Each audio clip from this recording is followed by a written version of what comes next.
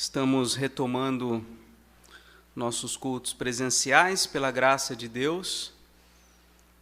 E, nesse sentido, eu quero refletir com os irmãos sobre 5 maneiras de não negligenciarmos a presença de Deus.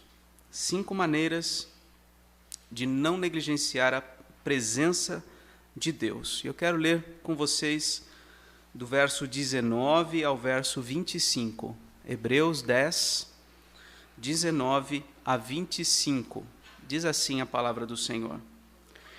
Tendo, pois, irmãos, intrepidez para entrar no Santo dos Santos, pelo sangue de Jesus, pelo novo e vivo caminho que ele nos consagrou pelo véu, isto é, pela sua carne, e tendo grande sacerdote sobre a casa de Deus, aproximemo-nos com sincero coração, em plena certeza de fé, tendo o coração purificado de má consciência e lavado o corpo com água pura. Guardemos firme a confissão da esperança, sem vacilar, pois quem fez a promessa é fiel.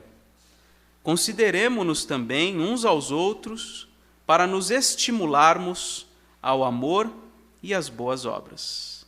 Não deixemos de congregar-nos, como é costume de alguns. Antes, façamos admoestações, e tanto mais quanto vedes que o dia se aproxima. Senhor nosso Deus, Tua palavra foi lida, e que com o auxílio do Teu Espírito possamos entendê-la e vivê-la, Senhor, nas nossas vidas. Abençoa-nos nesta hora, em nome de Jesus oramos. Amém.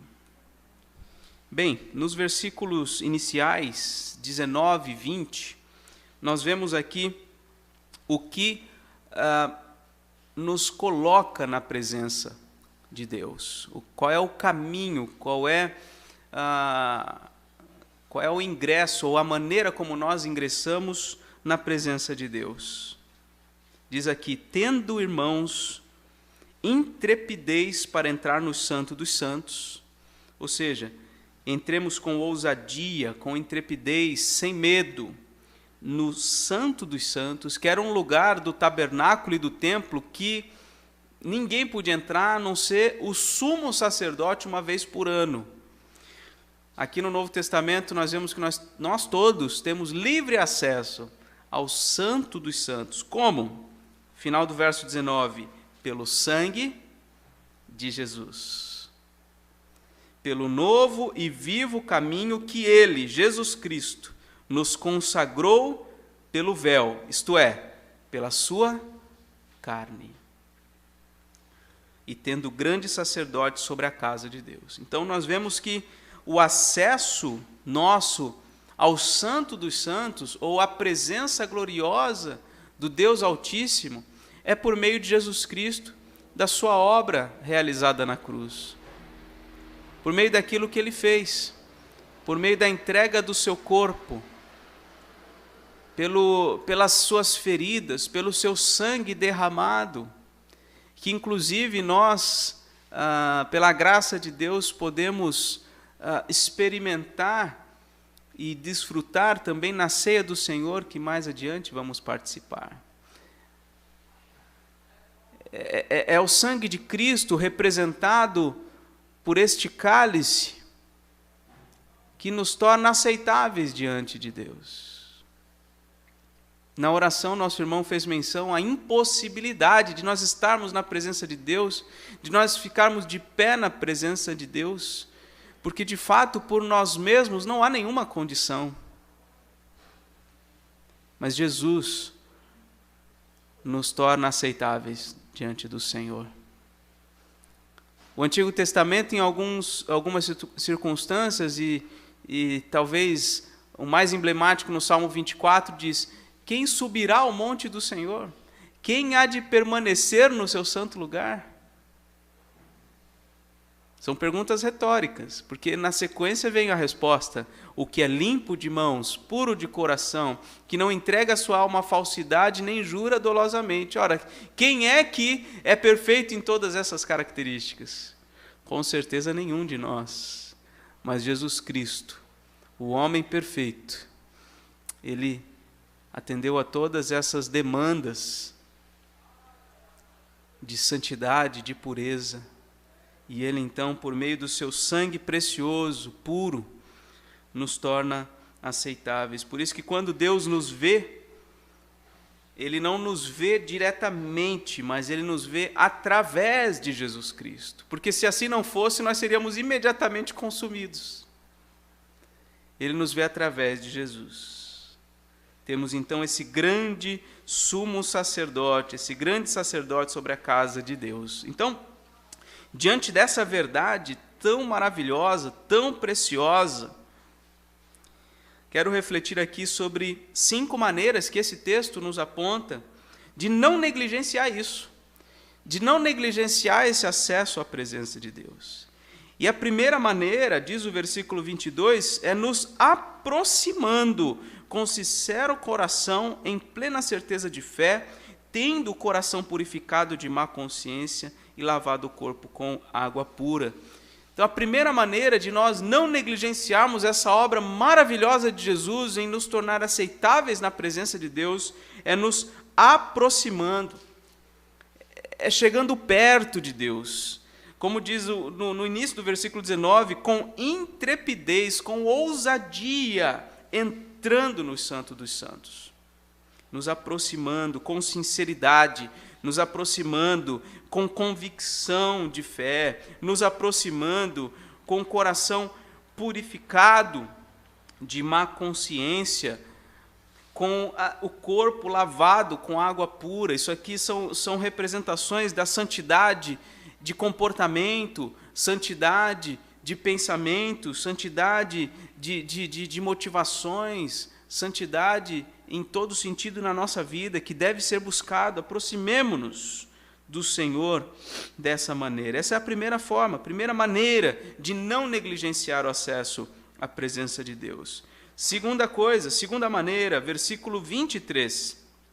Guardemos firme a confissão da esperança, sem vacilar, pois quem fez a promessa é fiel.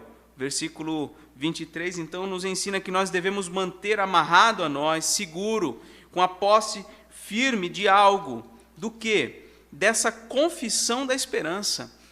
Essa verdade preciosa, declarada nos versos 19 a 21, de que nós podemos acessar o Santo dos Santos e, por meio de Jesus Cristo, ter acesso à presença de Deus. Guardemos firme esta confissão, essa esperança, sem vacilar, sem tropeçar, sem duvidar, porque quem fez essa promessa é fiel.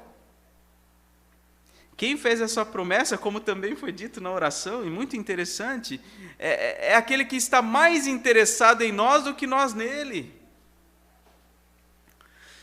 Guardemos firme esta confissão. É uma maneira também de não negligenciarmos a presença de Deus, é guardando firme essa convicção de que temos acesso a Deus por meio de Jesus.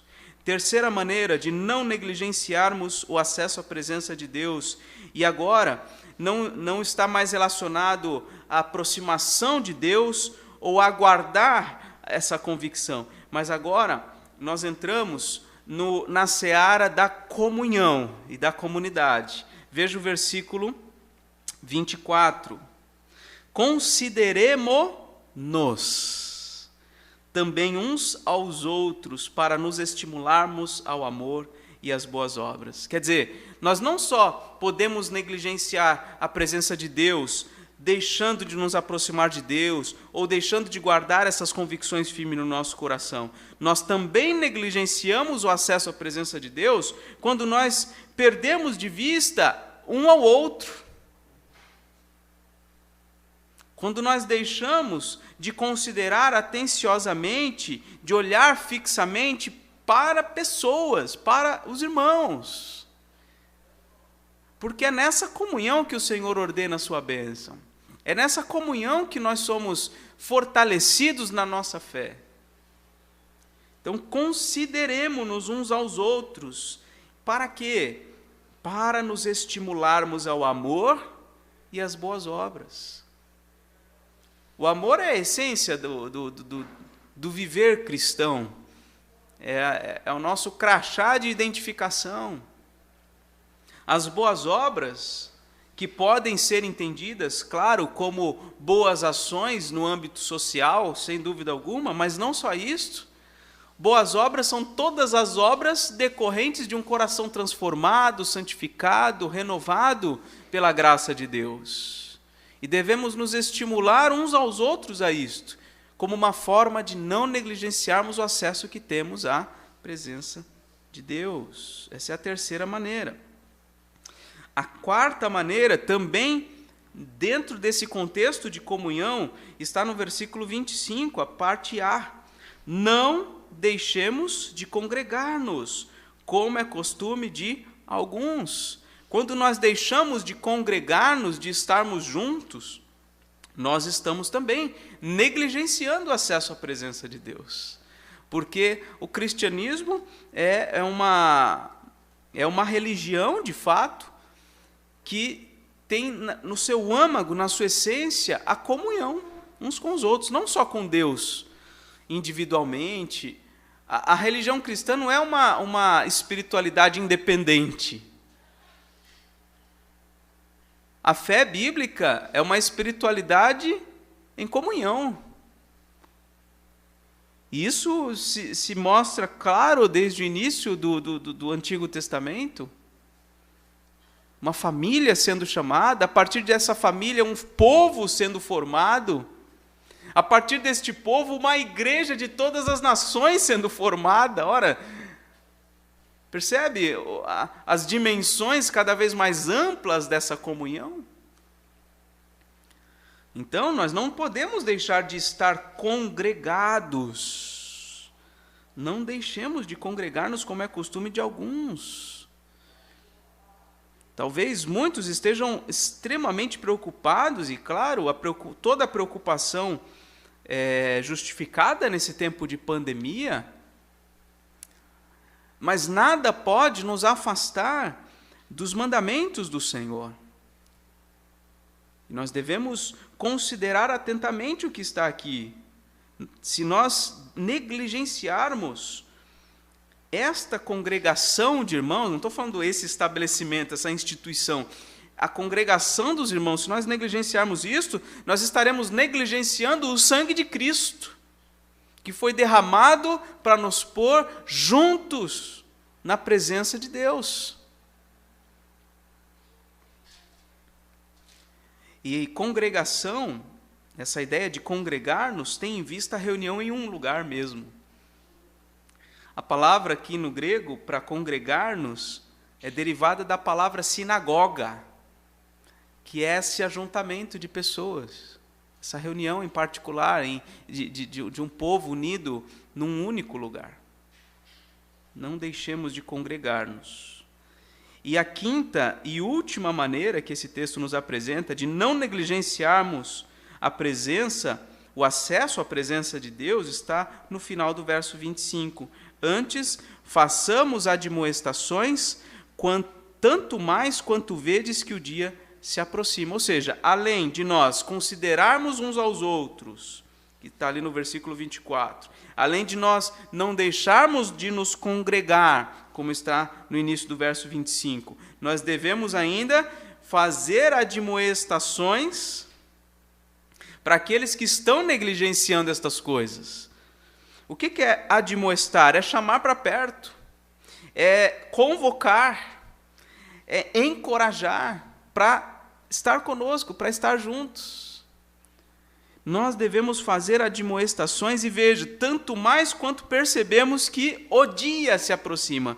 E na nossa tradução está aí esse dia com D maiúsculo, que já é uma interpretação de que não fala de qualquer dia, mas o dia, o grande dia, o dia da vinda de Jesus Cristo. Esse dia se aproxima desde quando Jesus subiu aos céus. E nós não podemos perder essa expectativa da iminente volta do Senhor Jesus Cristo, desse grande dia em que todas as contas serão ajustadas com o Criador. Então devemos nos apressar É com urgência que devemos fazer admoestações. Por isso, essa palavra é uma admoestação para aqueles que eventualmente estão se privando da congregação dos irmãos. É claro, mas agora até ontem a igreja não estava reunida, né? Então a liderança negligenciou. Não, irmãos, a gente está numa pandemia. É uma questão muito delicada que ninguém tem resposta definitiva para nada. Respostas claras, livres de qualquer erro, ninguém tem essa interpretação perfeita da realidade, só Deus. Então, dentro das nossas limitações, como liderança, como igreja, nós nos sujeitamos, né, aos indicadores, às coisas que nós temos condições de perceber para orientar o povo de Deus e não colocar ninguém em risco. Mas, lógico, percebemos agora que há possibilidade de nós, com cuidados, tanto que nós estamos aqui num grupo bem reduzido, com distanciamento, né? Então, ninguém está chamando a colocar a vida de ninguém em risco. É claro que cada um tem a sua prerrogativa óbvia e liberdade, né, de tomar a sua própria decisão. Mas entre nós termos medo absoluto da pandemia e nós termos temor absoluto de Deus e a sua palavra, há de se discernir qual é a distância. A que nós tememos mais, né? É algo que cada um deve responder para si mesmo. É algo que tem a ver, obviamente, com a consciência de cada um. Mas as admoestações precisam ser feitas. A convocação está sendo feita. Há uma reunião do povo de Deus. Não que nós estivéssemos desunidos. Na verdade, eu nem sei, porque pela internet eu nem sei realmente quem está e quem não está. Eu só sei quem coloca lá no comentário. Bom dia, boa tarde, graça e paz, alguma coisa assim. Ou para quem eu ligo, para quem me diz, olha, acompanhei e tal. Mas o percentual dos que eu pessoalmente sei que estão presentes em relação ao todo é um percentual pequeno, né? Sem dúvida, eu gostaria de saber se realmente a maioria está ou não está participando, presente, unido. Mas o fato, irmãos, é que nós temos acesso à presença de Deus por um novo e vivo caminho que Jesus Cristo fez por meio da sua carne, da sua morte, e nós não podemos negligenciar. Nós não podemos negligenciar. E nós não negligenciaremos se nós nos aproximarmos do Senhor, se nós guardarmos firme essas convicções, se nós considerarmos uns aos outros e nos estimularmos ao amor e às boas obras, se nós não deixarmos de nos congregar e se nós fizermos admoestações àqueles que estão eventualmente negligenciando a comunhão conosco e com o próprio Deus, em culto ao Senhor.